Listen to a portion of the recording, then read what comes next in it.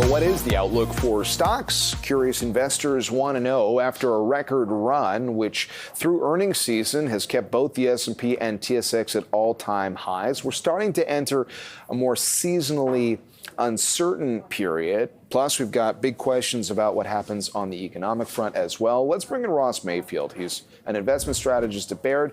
Great to have you back with us, Ross. What's been top of mind for you as you watch the momentum in the markets? Yeah, obviously a lot to parse. I mean, the first thing that we're talking to clients about is exactly what you mentioned. We're hitting all-time highs. That has people nervous, but typically these are buyable, right? It means there's a lot of momentum with the market. You look at the breakdown of what sectors and industries are working. It's cyclical. It's leaning into the kind of risk-on corners of the market. So you mentioned seasonality. Wouldn't be surprising at all if we saw a dip or a consolidation here in the next couple of months, but we would view it as viable, and we think there's a lot to like for the market right now. So how? So when clients ask you and they're curious and they're looking for some guidance from you on what might be the right strategy going forward, what's your answer? Yeah, well, we want to be invested here. We think this is still a cyclical bull market. There's a lot to like about the AI trade in that corner of the economy. But I also think that the economic weakness narrative is a little bit overblown. We see consumer discretionary stocks hitting highs, financials and industrials working. So a lot of economically sensitive kind of risk-on corners of the market are working here. So we want to be fully invested. We're looking at a lot of the risks out there, and I think that the tailwinds outweigh them. So we want clients to be leaning in here. I focus on large over small. I think the higher for longer rate environment is really a hindrance to small cap. So we would lean high quality and large cap, but certainly not skewing away from those cyclical sectors or the AI trade because of something like valuation. I know everybody's got to see what happens with these high-profile meetings in Washington, what happens in Ukraine. I know everybody's got to listen to what Jay Powell, the head of the Fed, has to say out in Jackson Hole at the end of the week. But I wonder if earnings from retailers like Walmart could actually be the most helpful guide this week. I spoke to a guest earlier who felt like there are two different consumer stories in the United States, the haves and the have-nots, and that, to your point about sort of retail trends or discretionary trends, if you've got the funds, you might still be spending them. If you're feeling a little bit stretched, that might obviously be the economic unknown to be watching, and I would imagine you could at least see some of that shine through in a company like Walmart's reports. Yeah, absolutely. You hit the nail on the head with a couple of things. I do think that the retailers' earnings this week are probably more important than both Chair Powell at Jackson Hole and the discussions around Ukraine, Russia, if only from a market moving perspective, right? The retailers have a really clear sign of the impact of supply chain issues or tariffs. They're importing a lot of those goods. They're seeing the consumer picture as clearly as anyone, and particularly that lower end consumer. We've seen the exact same thing. The haves, people who own their home and who potentially got a chance to refinance at ultra low rates in 2020 and 2021.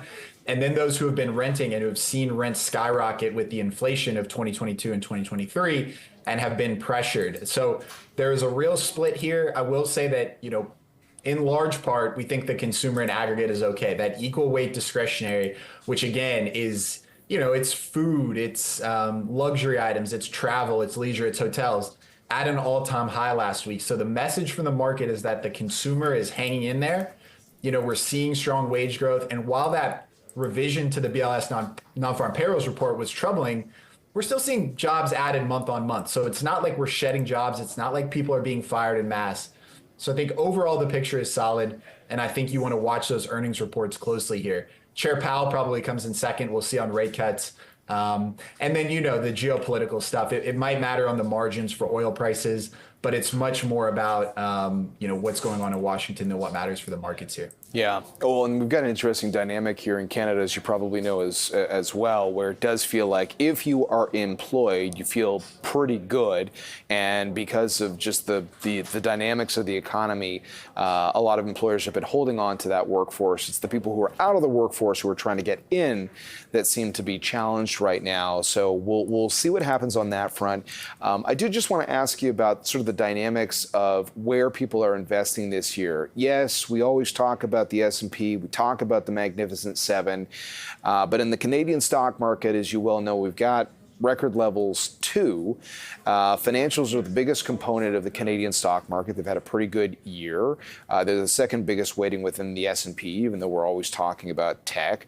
We also have a huge weighting towards material stocks. About 14% of the TSX is tied to that group, but very different than the S&P. Materials are not a big component of the main U.S. benchmark. But what do you make of the fact that, you know, people have been able to find profitable trades beyond U.S. borders in 2025? Yeah, I think it's huge. I mean, we're talking a lot about the concentration in markets again today. You know, that top 10 is back up as a percentage of the S&P, near all-time highs, driven by big tech, driven by the AI trade. So we know about all that. What it obscures is that there's a lot working underneath the surface, right? As you mentioned, financials, a great place to be this year. Industrials, aerospace and defense, discretionary. So there's a lot that's been working. So this is a broader market than those concentration statistics lay out.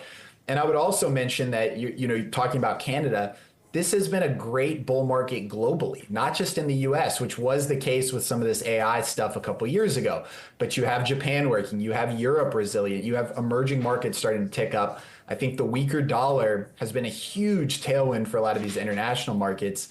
You know, talking to our clients, I think a lot have probably thrown in the towel on international diversification. And I think this year is going to be a catalyst to reevaluate that idea as we head into the back half of this decade. I think a weaker dollar, some of the things that are happening on the trade front are going to argue for a bigger weight to international for both U.S. and Canadian investors who probably have a pretty big home country bias at this point. Okay, Ross, thanks a lot. Ross Mayfield of Baird with his investing perspective.